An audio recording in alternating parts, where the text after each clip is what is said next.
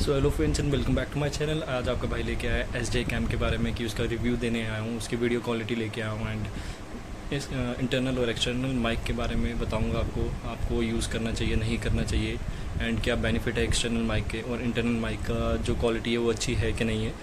तो चलिए वीडियो शुरू करते हैं। आप पहले खुद देखिए, फिर मैं आगे आपको फाइनली बताता हूँ कि आपको क्या करना चाहिए क्या नहीं करना चाहिए। चलिए शुरू करते हैं।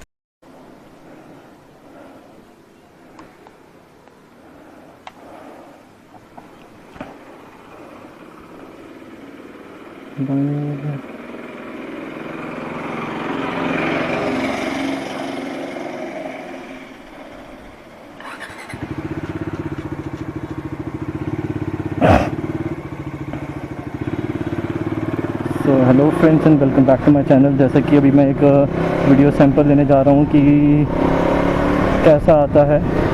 माइक भी लगा हुआ है, एक्सटर्नल माइक लगा हुआ है। और ये देखिए अंकल हमारे आए हैं बीच में बिना हॉर्न दिए एंड मुझे नहीं पता कि माइक की क्वालिटी क्या है, वो अभी जस्ट हम चेक करेंगे। अभी रिटर्न एक लेंगे बैक। एंड फ्रेंड्स, अगर आप बाइक चलाते हैं तो प्लीज़ मेरा यूज़ कर लिया कीजिए। मिरर्स बहुत हेल्प करते हैं, हमें बचाते हैं। सिर्फ ये क्वालिटी मैं चेक करने वाला था कि देखते हैं कि क्या क्वालिटी आती है। Let's see.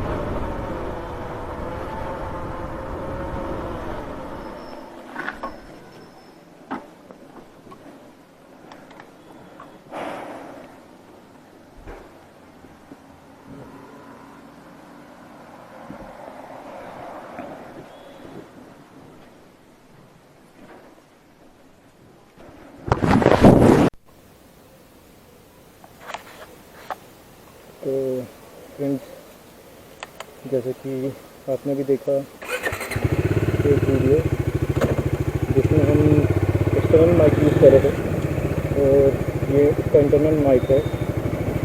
तो डिफरेंस आपके सामने आएगा विंड ब्लास्ट का और ऑडियो क्वालिटी का। तो एक छोटा सा सैंपल ही लूँगा, ज़्यादा बड़ा नहीं होगा, ताकि आप भी इस शॉर्ट वीडियो में समझ जाएँ कि क्या डिफरेंस रहेगा दोनों चीज़ों में। तो जैसे कि आपने पहले देखा था कि मैं अभी इतनी स्पीड में था और अभी भी इतनी स्पीड में रहूँगा, ज़्यादा स्पीड में नहीं होगा, क्योंकि जितना स्पीड करेगा उतना भी उसमें लाल हो जाएगी। तो मैं देखना चाह रहा हूँ कि अगर हम 50 to 60 स्पीड में चलें तो विंड ब्लास्ट कितना फील होगा।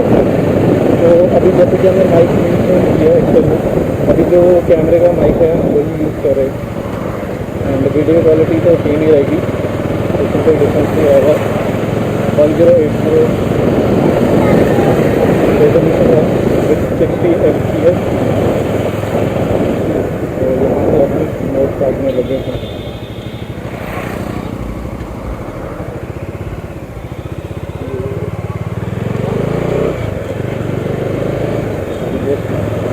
मोमोज खाएँ तो वैसे कुछ नीचे से गर्मी तो ज़्यादा है, वो भी कर रही है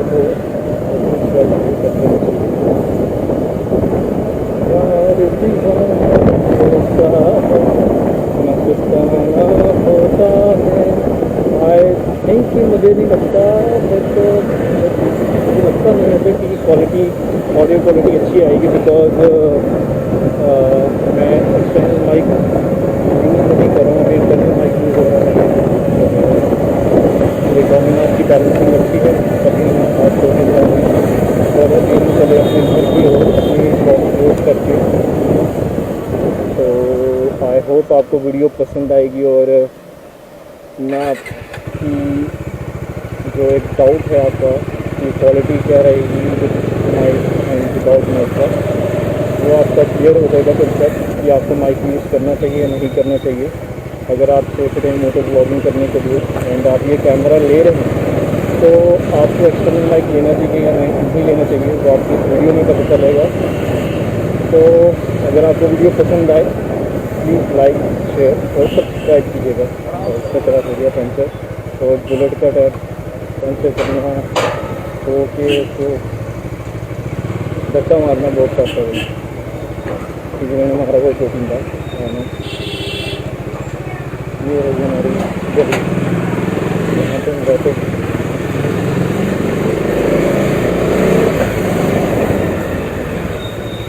पहुँच गए यहाँ पे।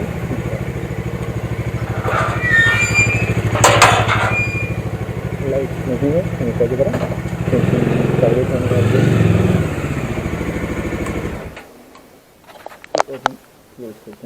जैसे कि फ्रेंड्स आपने जस्ट अभी देखी है क्वालिटी दोनों with mic and without mic. तो अगर आप मोटो व्लॉगिंग के लिए यूज़ कर रहे हैं तो मैं आपको बोलूँगा कि आपको एक्सटर्नल माइक लेना ही पड़ेगा, क्योंकि जो उसका इनबिल्ट माइक है वो उसमें विंड ब्लास्ट बहुत है, तो आपकी वॉइस तो बिल्कुल नहीं आएगी। एंड एक्सटर्नल माइक जो भी है उसके लिए आपको थोड़ा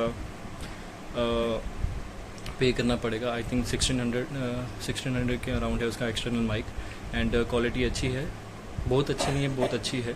एंड आप देख सकते हैं जैसे कि वीडियो में। एंड अगर आप वीडियो रिकॉर्ड करना चाहते हैं एंड आपको स्टेबल वीडियो चाहिए तो आप 1080 में रेजोल्यूशन में आप सेट कर सकते हैं 60 fps में, तो आपकी वीडियो क्वालिटी भी अच्छी रहेगी एंड आपकी वीडियो स्टेबल रहेगी।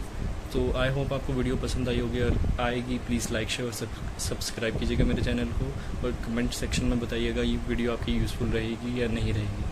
Thank you, bye bye.